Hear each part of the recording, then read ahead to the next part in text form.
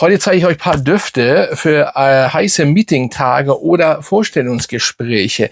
Im Sommer gibt's ja nun mal auch Leute, die Vorstellungsgespräche haben und so weiter und so fort. Dadurch, dass ich und meine Frau ein bisschen Ahnung davon haben, also wenn Leute sich vorstellen und so weiter und so fort, dann riecht man natürlich in Hochsommer auch die Leute. Und da möchte ich euch oder denen, die jetzt demnächst vielleicht ein Vorstellungsgespräch haben oder wichtige Meetings, habe ich ein paar Düfte hier, die auf jeden Fall perfekt für solche Tage sind. Mein Name ist Dennis, aka Fragrancer aus Hamburg. Yes.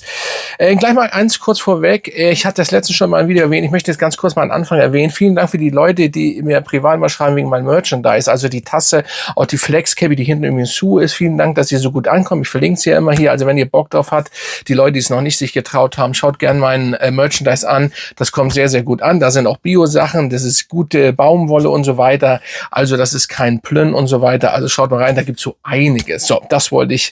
Normalerweise mache ich das nicht, aber ich wollte das mal erwähnen, weil am Ende eines Videos geht das so ein bisschen unter meistens. So, jetzt gehen wir aber rein zu diesen Düften, die auf jeden Fall an einen heißen, sag ich mal, Meetingtag oder Vorstellungsgespräch, wenn der Tag wirklich heiß ist und ihr habt ein Vorstellungsgespräch tragen könnt. So, und wir fangen mal an, wenn ihr, sag ich mal, eigentlich ein bisschen älter seid, aber es ist auch egal, auch wenn ihr jünger seid, wenn ihr Bock auf diesen Duft habt, das Vetiver Parfüm Cologne von Roja Parfüms jetzt. Das ist schon sehr, sehr nice.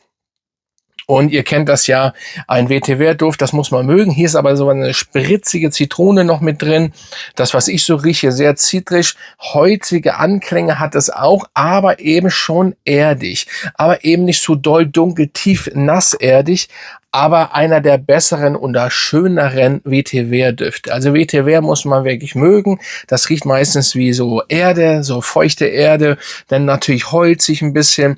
Wenn da noch Zitrone mit drin ist, so wie hier meines Erachtens, das, was ich so rieche, ich sage mal, das, was ich rieche, ist es schon eine schöne zitrische, erdige Note, holzige Note noch dazu.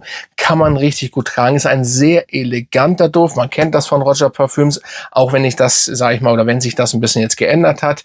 Auf jeden Fall früher, da gehört zu den älteren Düften noch, sehr, sehr nice. Kann ich nur empfehlen, den auf jeden Fall bei einem Vorstellungsgespräch oder bei einem Meeting zu tragen. Vor allen Dingen, sag ich mal, wenn man so ein bisschen eine höhere Stelle hat. Es gibt wirklich Leute, die eine höhere Position haben, die aber dementsprechend falsche Düfte tragen. Wirklich ist es wirklich manchmal so. So, dann kommen wir zu einem Duft, der fällt unter den Radar, der ist auch sehr günstig. Davidoff Horizon.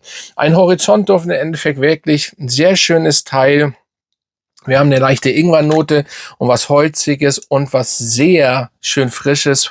Und der ist, es ist dafür, dass es ein sehr günstiger Duft ist, ein sehr traumhaft schöner Duft, so ein Träumen. Ihr sollt natürlich nicht bei einem Vorstellungsgespräch oder bei einem Meeting einschlafen, aber der kommt sehr elegant rüber. Leider wird der von Davidoff oder es wird komplett vergessen, dieser Duft.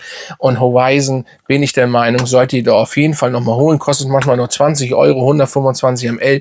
Schlag dazu, sehr, sehr gut. Und der kommt richtig gut an, weil das ist kein aufdringlicher Duft, genauso wie der Vetiver nicht. Das knallt also nicht. Da gibt es übrigens heute keinen, obwohl, ich sage da gleich nochmal was zu, die sind schon an sich stärker, die noch kommen, aber sie fallen nicht so auf. Auf jeden Fall sehr nice, aber der hat eine gute Sillage übrigens trotzdem. Ne? Also ihr merkt den, eleganter Duft von Davidoff. Leider kennt ihn kaum einer. So, der nächste ist der Habit Rouge, aber in der Earl Instinct Version, wie ich immer so schön sagt.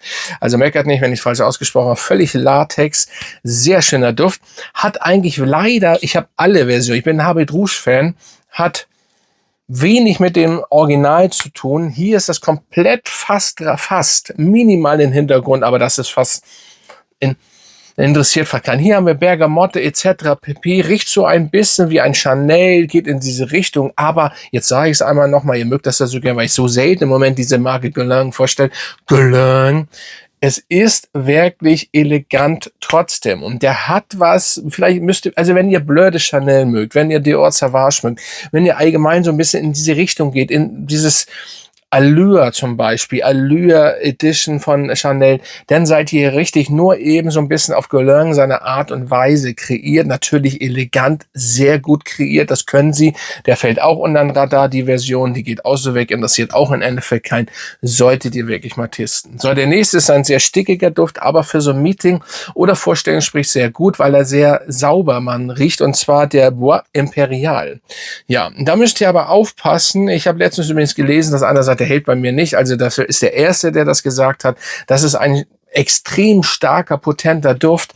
Und es kann natürlich sein, mich hat letztens eine angeschrieben, hat gesagt, haben die neue Flakons bekommen. Ich wusste das nicht. Wenn der natürlich neue, sag ich mal, Flakons bekommen hat, dann kann ich jetzt schon sagen, hat sich der Inhalt auch geändert. Das ist meistens so. Nicht, dass ich das weiß und irgendwas unterstellen möchte, aber zu 9 oder sagen wir mal zu 90% wird immer was geändert ein bisschen. So. Und dann liegt es noch daran, dass der Badger auch manchmal noch anders ist. Aber diese Version, das Preis-Leistungsmonster, hält bei mir über 12 Stunden. Ich nehme die ganze Zeit, war richtig sauber, Mann, als wenn ihr an einer Wäscherei, wo die Tür auf ist, so vorbeigeht. Sehr stickig, warm, trocken. Das finde ich schon sehr, sehr nice. So, der nächste ist der Dior Sport. Ja, die Sportversion ist also, hier es gibt keine Iris-Version, keine Iris mehr in der Sportversion, vor allem in der letzten nicht. Es ist einfach so, dass er trotzdem sehr gut hält und gut ankommt. Tatsächlich 7, 8 Stunden am Start. Früher wurde da auch immer gemeckert drüber, weiß ich nicht warum. Ihr habt aber eine richtig schön holzige Zitronenendeffekt. Das ist sehr gut gemacht. Mit so Dior Homme-Style, trotzdem dieses irgendwie trocken-pudrige im Hintergrund, obwohl keine Iris laut Liste und so überhaupt drin ist. Und ist sehr elegant, kann man sehr, sehr gut tragen. Ihr müsst aber ein bisschen aufpassen. Ich hätte jetzt auch vom Profumo Roma den Aqua Viva zeigen können, aber das ist dann vielleicht doch zu sehr Zitrone.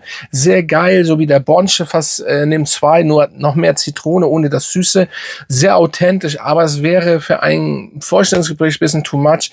Deswegen dieser Duft. Der nächste, der säuerlich, aber auch sehr Bergamotte, alle sehr sommerlichen Früchte und etc., was ihr so kennt, Zitrone, Bergamotte und so weiter, das ist der Renaissance von Xerjoff. Ja, da habt ihr wirklich alles. Ein Duft, der wirklich absolut bombastisch geil funktioniert. Also wenn ihr dieses richtig spritzige haben wollt, sauber, Mann, sehr sommerlich, unsüß, aber trotzdem geil und das für eine gute Haltbarkeit und Serge, dann ist der Renaissance einer der besten, muss ich schon fast gestehen. Auch der ist natürlich einer oder der erste, ob der jetzt verändert worden ist, I don't know.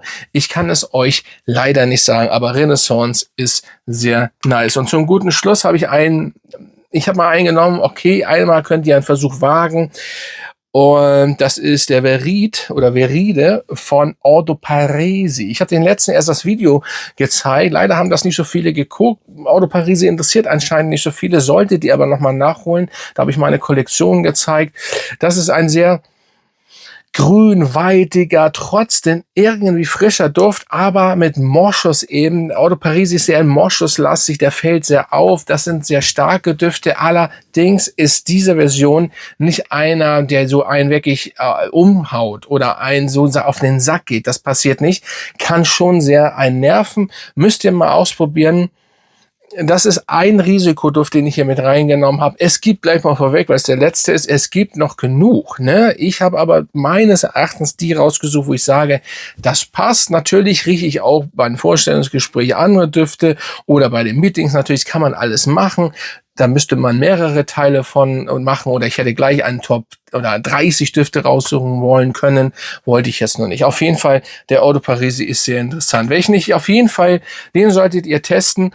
Und welchen ihr auf jeden Fall testen solltet, ist der Horizon. Ich werde nicht bezahlt von Davidoff, leider ist das nicht der Fall. Ihr solltet das wirklich aber mal testen, weil der ist richtig schön. Und ja, wenn ihr ein bisschen ausgeben wollt und vielleicht weht ihr, wer nicht so gern mögt, den werdet ihr wahrscheinlich mögen. Das ist anders. Das ist wirklich anders. Das ist ein schönes Teil. Müsst ihr mal ausprobieren. Ja, dementsprechend, sage ich mal, schreibt mal in die Kommentare, was haltet ihr davon?